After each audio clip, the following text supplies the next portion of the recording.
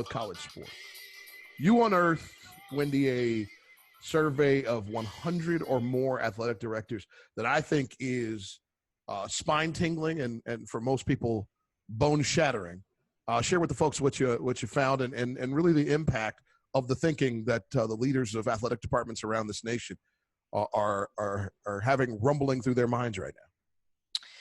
Sure. We came across this survey on Twitter, and I believe that The Athletic reported it first, but apparently 100 plus college ADs were surveyed about the COVID situation that's going on right now, and in particular, just their feelings on how this is all going to play out as we go through the summer and get increasingly closer to college football season and the start of the fall semester. So a survey of 100 plus ADs showed that, I'll just go through kind of the top stats here for you, Jax, but 35% of those ADs are expecting at least a 30% drop in revenue as we go into the new year. 45% of FBS athletic directors either approve or strongly approve of the idea that essentially their highest earners, their high-level administrators, should, personally sacrifice a percentage of their salary to make up the budget, which we're going to talk later in the podcast about. That's already happening, whether you're voluntarily doing that or not. And then this one, Jax, really hit me, and I don't know what you thought about this, but 67% of these ADs believe there will be a decrease in on-campus enrollment in the fall, which I can also speak to that on the academic side here in a minute, but 53% believe there will be a decrease in live fan interest in games. So meaning even when we're back on the field, they think about half of them, or more than half of them, think that even when the stands are open, people may not want to be in the stands as much going forward. Well, first of all, we're on a trend that there are just fewer humans on the planet.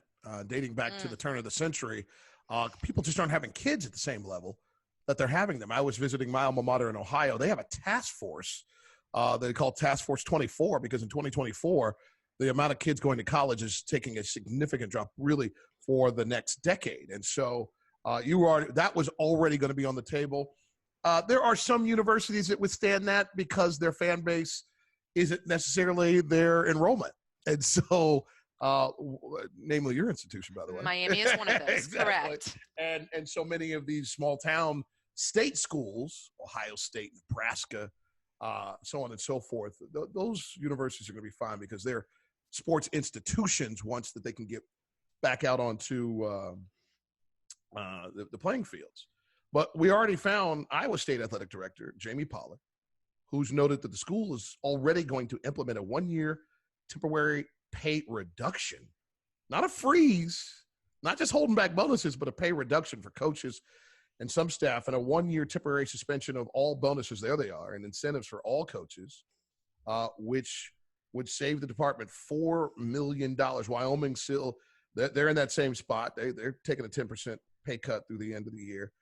How much of this is going to start just coming down the avenue? We know oftentimes these decisions can be very copycat. Once one AD makes it, then there's cover for the rest. You're exactly right. I think when the NCAA at the top started cutting back, then I think the schools felt it coming, and Iowa State was obviously proactive here, but I think they're just the first story, the tip of the iceberg, and then this is going to become kind of regular news across the NCAA. Something that we didn't mention, there's obviously less money coming in from the NCAA to Division I schools right now with the loss of March Madness, but there's a lot of talk on the academic side, Jax, and you know this because your wife's on this side of the business as well, but there's a lot of talk right now about fall enrollments being lower across all universities, because if we're still doing online classes come the start of the fall semester, then a lot of freshmen may take that one-year deferral that they have the opportunity to take when they're admitted into universities. And if they're not going to have that traditional fun on-campus freshman experience, they, along with their parents, may decide to have them stay home for a year, wait till all of this passes, and start the following year. And if universities take that, um, that dramatic cut in tuition because freshmen aren't showing up on campus, then that's going to affect the money that universities are able to use to help subsidize athletics as well. And it's just going to be really a tough time for athletic departments starting in the fall. And before we change topics, let's be clear about this. If college football does not play in the fall, if that season is truncated or it evaporates right in front of our eyes, that will be the devastation for the majority of programs across the country. Oh boy, Devastation. I'm not ready in this pod to commit to that yet. I'm not mentally prepared, Jack. So we're going to have to save that for another time. All right, you heard it here first. All right, let's go. Next topic. Pay cuts continue in the professional ranks. We've already heard about the NBA. Been a little quiet at the National Football League, but when you got $12 billion later out, I guess things can go a little slower in that conversation. They're very quiet right now at the NFL. God bless all of them, without a doubt. But the NCAA and Major League Soccer now join the ranks. Let's first talk about Major League Soccer. As a report came out this week that their staff will join the NBA and NHL in this space. They're going to cut salaries of most of its headquarters employees by as much as 25%, a quarter of their money coming down the avenue. That mirrors, I think it was the NHL that had that number last week, correct? Yeah, Jackson, I'm going to quote you and say you were putting the stank eye on the NHL last week. So are you still feeling stanky now that everybody's doing it, or what are your thoughts on that? I don't like it. I don't like it at all. I think it's just way too soon. Still too early? But you know what? I have one rule. I don't spend other people's money. So if they feel like there's a long-term saving grace out of this in the sense of keeping full-time and part-time employees rolling for at least 6 to 12 months, then okay, cool. I'll make that adjustment. But if we're trying, and here's the thing, that's all it has to be, right? I mean, league offices don't have to be a part of the profit center. They're not. They're actually spending money. So I'm hopeful that these commissioners, first of all, aren't just doing this as a positioning for when they have to turn to the players and ask for the same thing, or have to, trigger clauses, which we'll talk about a little bit later, like the NBA and the Players Association are discussing. But I think there's some politics in this too. Absolutely. If you want to mention the word politics, I think the timing of it is interesting. We were talking about the NHL last time because they went first, but as soon as it was announced that we would be self-isolating for another 30 days, then that's really when this domino effect of all these different leagues started, announcing their pay cuts as well.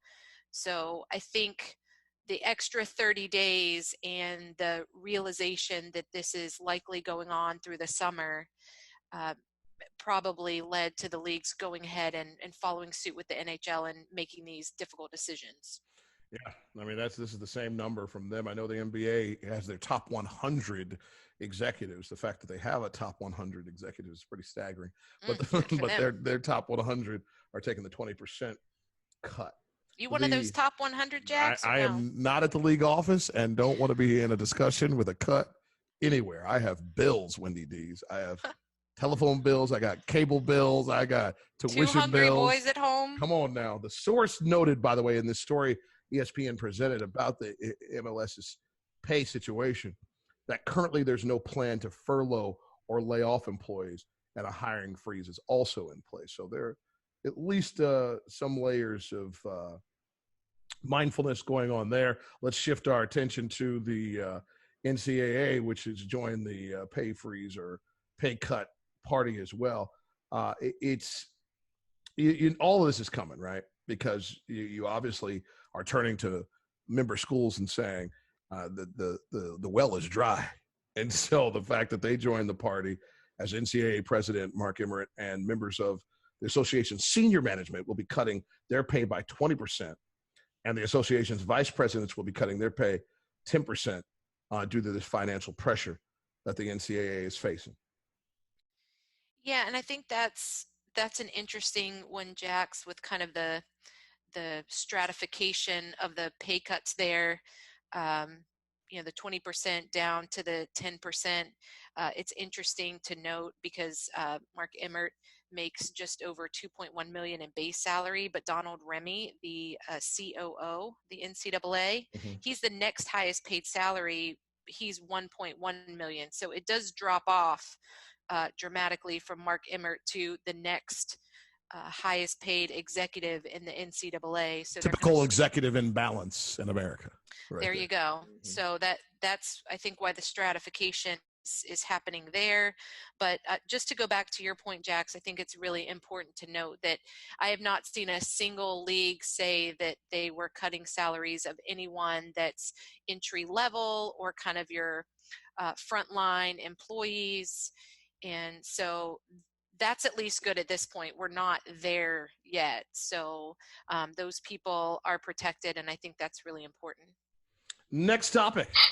Let's turn our attention now to a space that is incredibly important and incredibly forward-thinking. And they've been in this place of leadership for really the last couple of months, and that's Canada. And Toronto putting itself in position to ban basically any city-run public event through July. So here we are, Dr. Dees, in the great state of Florida, where thank God for these mayors of these counties and municipalities, because the Tallahassee leadership is parading for that audience of one in D.C. and has just kind of just lined up policy with what these local leaders have been already having in place and taking care of their people for weeks. But Toronto is superseding any of that. Most of the places around us are on lockdown through the end of April, early May. They're talking about holding things down until July, which is going to impact every major sports team in and around Toronto. How are you surveying this decision? It was shocking at first just to see the month of July. And that's just because as a sports fan, it just puts a dagger in your heart every time you see a report that first it's April, then it's May, then it's June, then you see July. And it just becomes very real when you see that. But I will say I'm not surprised at all that that Toronto would do this. Canada's leadership is always, it's slightly different than ours in the United States. And currently, yes. And, I'm not surprised that they would take such a precaution, that they would be so proactive. I think they're looking at all of the data and they're listening to the medical experts, and they're paying attention to the countries that have come before us, and they're doing what they have to do despite the fact that it's going to disappoint folks. But this is not just impacting the sport industry. This is Toronto saying no one in the city is going to get the certification they need to put on a large scale event across all events. Yeah. So it doesn't matter what business you're in, sport or otherwise, no one is going to have any type of communal activity for the safety of everyone until these numbers really go down. And Jax, you just mentioned this is going to impact almost every American sports league. The move specifically does not order the shutdown of professional sporting events, but as Dr. Dees noted, there's so many permits that go into putting on an event each night. When you think about Jurassic Park outside of the Raptors arena, when you think about all the things that get set up around a baseball game, so that's going to be the walk-up space leading to a Blue Jays game. It's clear that they want to try to keep the idea that professional sports can happen. They just have to happen behind closed doors. And unfortunately, well, thank goodness they can retract the dome if they got there. If they got an opportunity to play baseball, they could consider that closed door. But it's those revenue added value corporate partner things that happen out on concourses or out in front of these facilities. those things wouldn't be able to happen at all. No, and I think it's one step toward just taking fans out of the mix right now. And again, they're just being proactive in that. They're being realistic more than optimistic. I really think that optimism right now is dangerous, because the more we just try to look toward when we're going to be able to go out and congregate again, we could jump the gun in terms of going out and being in large groups when it's not time yet. Ontario has a indefinite province-wide ban on gatherings of more than 5 people. All right, we're working with 10. They're at 5, and that basically notes that it's difficult already before this very interesting long-term ban of major outdoor events for Toronto, that there won't be much going on in Canada, in North America. And we've got that non-essential travel ban, too, between the two nations. So all that's in place.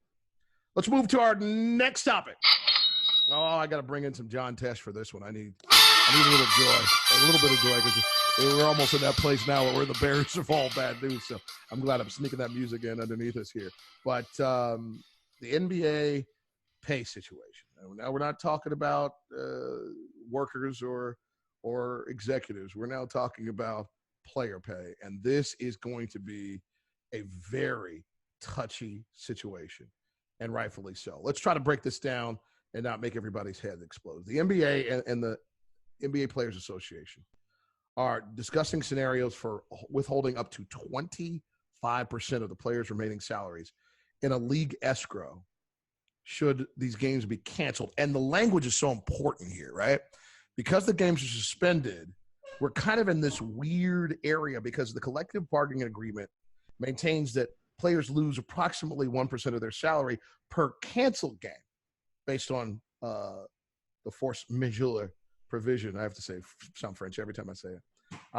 When you have catastrophic. It sounds so good coming off your tongue, Jax. Except for catastrophic, but yes. Catastrophic circumstances, including epidemics and pandemics. So they were, smart enough to have this stuff in the deal because you never know what's going to happen. But this is going to be an extra space. Let's first deal with the verbiage, Wendy, because we're not in cancellation, we're in postponement. So these are projected conversations they're having. Yes. So as of right now, nothing has been canceled. And so that means the NBA players are going to continue to get their paychecks. And there's this April 15th pay period, which you would probably know more about, Jax, where they're really not going to make a decision, I think, until around that time. Well, they were trying to get there quicker. I don't know if they're going to get there in time. And that's the final check for the players that are played just during during the season. There's some that have negotiated provision to be paid 24 times, like most of us. But there's some that just get paid from November 1 through May 1st. Right. So as of right now, if players are getting paid and they continue to get paid, and it takes longer and longer to decide if these games are going to be canceled, then the problem that arises is that the money goes in the players' bank accounts, and then later on, if the games finally do get canceled, then we're looking at a situation under the guidelines in the CBA. The players would be required to pay back that salary later based on the NBA's formula of canceled games based on an individual's player's individual team and salary. And you just never want to get into that sticky situation where you've paid your employees and then later on you're like, we're going to need that money back. Give me that. Yeah. Exactly. So that's where this period right now, where we're approaching April 15th, the NBA, this is where I was saying optimism sometimes is not as good as realism, because if you sit here and you're not accepting the fact that you're going to cancel these games, this is going to just make a very convoluted, uncomfortable financial situation for the NBA and their players, when the players are sitting here saying, we want to finish the season somehow. The NBA has been talking behind closed doors about possibly holding the rest of the season or the playoffs in a quarantined location to get these games played. And while those rumors are true, and the NBA is thinking about that, and of course as fans we would love to see that happen, that's just really small percentages that takes place. And then you go beyond this deadline, and then now you're in a situation where you're trying to recover who knows how many millions of dollars from these players after you've already given them their pay. Let's take this even further. If you're negotiating on the player side, you're like, listen, we're already giving you over $250 million back this year. Thanks, Daryl Morey and the Houston Rockets for that wonderful gaffe in China that led to about $250 million leaving the coffers of the NBA due to China slamming the door on associations with the NBA because they were insulted by comments made during the preseason. And so you already had 10% of the players' salaries that are held in escrow by the league in place. There is a BRI, basketball-related income slide, in one direction or the other. And because of a significant decline that we just talked about in basketball-related income, the projected money that was already heading back to the 30 NBA teams was $380 million. I'm like, listen, as a officer in the Players Association, like, it's not our job to prop up the league now. Like, we share revenue, 51% coming our way. And we put this 10% in escrow. We're already saving the day for something a player did not do. Yeah, that's a lot of rainy day money you're talking about there, Jax. That's like a seriously rainy day. No, that's going to be a tough discussion to keep rolling. But we should note, none of this triggers without the cancellation of games. And everything we know and understand is that the NBA has no plans to announce the cancellation of games in the immediate future. They just are working on every contingency, and you can understand why. Let's get to our fifth and final topic. That means I'll take care of our virtual high five. Man, that was a good one, Doc. So good. Good job right there out of you. Let's get to this issue that is so in your wheelhouse right here, and that's TV ad spending. Where is all this money shifting? Where are these contracts rolling to? Where are the make goods going to start? Your friends at Forbes already got into this conversation. They were looking at information from Media Radar, an advertising intelligence and sales enablement platform, that there might be a $1 billion price tag on the loss in spending combined from hockey, basketball, and baseball, simply because of what we're losing right now. Yes, Jax, this one really hurts on my side of the quarantine over here, because this is just an insane amount of money that broadcasters are looking at losing. And I think it really just brings into perspective how valuable sports broadcasts are. Live sports just command so much more money than anything else that you watch on TV. And March to May is an incredible sports time, right? I mean, just all the best stuff is on TV, and advertisers pay top dollar for this. And so basically what Media Radar did is they went back to last year and they looked from March 2019 to May 2019 and how much ad revenue was being spent in the sports space during this comparable time, right? Because it's looking now very realistically that we're going to be in this situation from March until May. So over this 60-day time period, there, like you said, there was about $1 billion spent across those three leagues during this time. And that's what the leagues right now stand to lose with nothing going on over these next 60 days. And I'll break it down for you right here. So specifically, NBA broadcast last year, March 2019 to May 2019, generated $830 million in advertising revenue. NHL, over $120 million. And Major League Baseball brought in more than 60 million. Now, if you're wondering why MLB, there's such a steep drop off, you have to remember we're just looking at March to May. And so we're talking about peak playoff season for NBA, NHL, where MLB is just getting rolling. But still, we're talking about just a 2 month time period where these leagues are uh, giving up $1 billion in their ad revenue by not playing games. That's devastating. Let's just be real. I apologize to all our folks. Usually we're bringing in, we're usually talking about bringing in millions and billions, and now all we do is show up for the first 2 episodes of our new season, and we're throwing millions and billions into the fire, and I'm only chuckling, so I'm not crying. Jax, this is different.